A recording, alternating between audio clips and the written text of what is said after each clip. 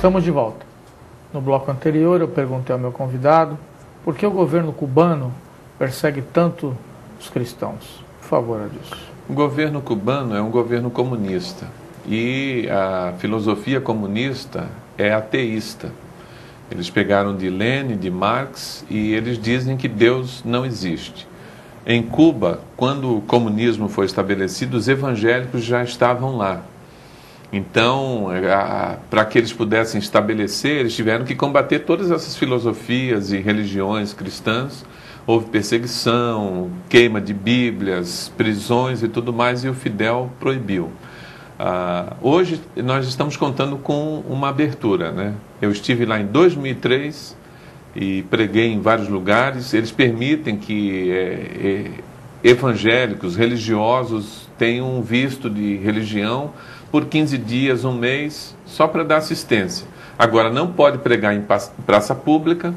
Fidel falou, olha, se vocês pregarem na praça pública, o cubano evangélico, se ele pregar em praça pública, ele é preso. Se ele for reincidente, ele manda matar. Foi um decreto na década de 70. E ele disse assim, se construir igreja eu derrubo, mas nas casas vocês podem se reunir. E ele permitiu. Então, nas casas foi onde o evangelho cresceu e tem crescido bastante hoje em Cuba. Agora, ainda nas casas? Ainda nas casas. Igreja nem pensar. Algumas igrejas ele permitiu por uma questão histórica, né? O que acontece é que o Fidel aderiu à santeria. Santeria é a nossa umbanda daqui. Santeria é o equivalente em espanhol de... seria baixo espiritismo, né? Vamos colocar assim. Tanto que na TV estatal em Cuba, em 2013, eu estava zapeando, tinha aula de santeria lá, um pai de santo ensinando como fazer os trabalhos na TV estatal de Cuba. Então, por conta dessa opção dele, religiosa, ele deu uma liberdade, ele aumentou um pouquinho a liberdade para os evangélicos e os católicos, os cristãos. Agora, com a doença dele, o irmão dele deu agora uma autorização que os evangélicos podem fazer visita aos presídios, coisa que era proibido, para assistência religiosa. Nós estamos acreditando que nos próximos anos Cuba vai se abrir e haja liberdade, alguma coisa vai acontecer ali. Mas a perseguição é muito mais por causa do estilo comunista e da filosofia comunista de dizer que não há Deus. Eu queria falar um pouquinho sobre o Iraque. É um lugar também que você teve a oportunidade de desenvolver alguma atividade. O que você encontrou lá? Porque a imagem que o mundo tem do Iraque é a pior possível. Parece, estou dizendo que seja isso, mas parece que não tem pessoas de bem, né? Parece que é um país, enfim, eu não quero tecer minha opinião. Qual é a realidade que você encontrou no Iraque? Eu estive no Iraque em setembro de 2007 com uma caravana de líderes brasileiros e fomos para conhecer o trabalho ali na região norte do Iraque. É a famosa região do Jardim do Éden, né? Biblicamente você olha ali, Rio Tigre, né? Tigre e Eufrates, né? Nós naquela região ali. E fomos para um encontro com 600 líderes evangélicos de todo o Iraque. Eles saíram de todos os lugares para uma concentração num local e nós fomos para dar treinamento, palestras e tudo mais. Do que a gente encontra ali é destruição por todos os lados. A guerra é uma tragédia. Então, um país que produz petróleo, que é um dos maiores produtores, tem contrabando de gasolina, tem câmbio negro de gasolina, porque não tem gasolina nem para o povo. O taxista, ele estoca no porta-mala gasolina para trabalhar e a sua mala vai em cima amarrada no vento, no sol, no deserto. Coisa incrível, né? Então, é um povo bom, a gente tem que acabar com esse estigma que colocaram no povo árabe, que todo mundo é homem-bomba. Eles são bons, são amáveis, são hospitaleiros. Existem os radicais, os extremistas, como em qualquer cultura existem aqueles que saem fora do padrão, né? Mas o contexto, muita dificuldade. Nós encontramos ali a igreja trabalhando em meio à guerra, em meio à perseguição islâmica. Sequestros acontecem ali, a Al-Qaeda tem financiado sequestro de líderes cristãos e evangélicos ali, A Ahmadinejad ali, vizinho também, é financiador do terrorismo dentro do Iraque. Então é um ambiente assim muito esquisito, muita preocupação nossa com a segurança.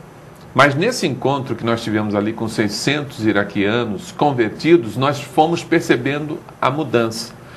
Uma delas aconteceu porque, imagina só, a pessoa chega para a fé cristã, ela traz a sua herança pregressa, ela traz a sua herança de vida. E a maturidade espiritual, o amor cristão, perdão, Wagner, não é automático, não é do dia para a noite, é uma questão de esforço, de leitura bíblica, do trabalho de Deus na vida da pessoa para liberar perdão. Agora imagina, sunita convertido dentro desse grupo, que é o grupo de Saddam Hussein, que dominou o país longos anos. Xiitas convertidos que foram também massacrados por Saddam, lutavam contra Saddam pelo poder. Agora são convertidos. E curdos que foram massacrados com armas de destruição em massa pelo Saddam, agora também dentro da igreja. Como conviver esses três grupos, pelo menos, só Deus, né? Com histórico de ódio? Né? Só Deus, né? Com histórico de ódio. Porque um curdo que perdeu o seu primogênito num massacre, ele sai na rua, ele vê um sunita, naturalmente ele fala assim, o meu filho morreu por causa daquele cara ali, eu quero sangue. Eu quero o sangue dele. É o contexto de olho por olho, dente por dente. Mas agora eles têm Jesus no coração, mas agora eles estão dentro da igreja. O que é que nós presenciamos ali? Numa das manhãs daquela celebração com os 600 líderes, um líder sunita foi ao microfone. Ele pegou o microfone e disse assim, onde estão os irmãos curdos? Fiquem em pé. Nós tínhamos quase uma centena. Num contexto de 600 líderes, 100 aproximadamente se levantaram, todos curdos. Ele disse, venham à frente. Eles vieram. Naquela plataforma foram colocadas cadeiras. E ele disse, sentem-se. Os curdos se sentaram nas cadeiras diante do auditório. Quando eles se sentaram, os sunitas convertidos entraram por uma porta lateral, carregando bacias com água e com toalhas. E eles se ajoelharam aos pés dos curdos para lavar os pés dos curdos. Wagner, nós ali no auditório presenciando, nós começamos a chorar, nós os brasileiros.